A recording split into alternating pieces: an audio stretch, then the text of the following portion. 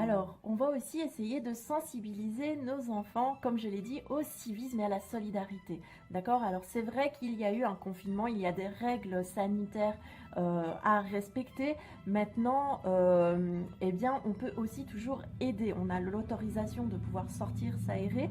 Eh bien, on va profiter pour apprendre à nos enfants à aider notre prochain. Ça peut commencer avec des gens de notre propre famille. Peut-être que certaines personnes ont du mal à sortir pour aller faire leurs courses. Donc, on va apprendre aux enfants à aller faire les courses à la place de ces personnes-là pour les aider. N'oubliez pas que les enfants sont notre miroir. Ils apprennent beaucoup plus de ce qu'on va faire plutôt de ce qu'on va dire. Il faut vraiment faire attention à nos actes.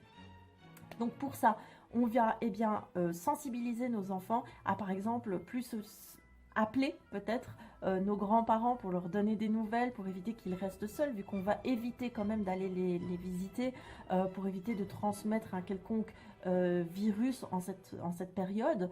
Mais par contre, le téléphone reste un outil super pour sortir de l'isolement les personnes âgées ou d'autres personnes qui sont confinées. Alors évidemment, on peut, comme je l'ai dit, apporter des courses, prendre soin des autres, tout en respectant évidemment les règles qu'on nous a imposées. Mais vraiment, c'est par les actes qu'on va apprendre le civisme et la solidarité à nos enfants. Si on fait un beau discours et puis qu'en fait on fait rien derrière, ça va pas aller. Donc je vous conseille vraiment de passer à l'acte et de montrer à vos enfants comment faire pour avoir une meilleure solidarité auprès des autres durant cette période de crise.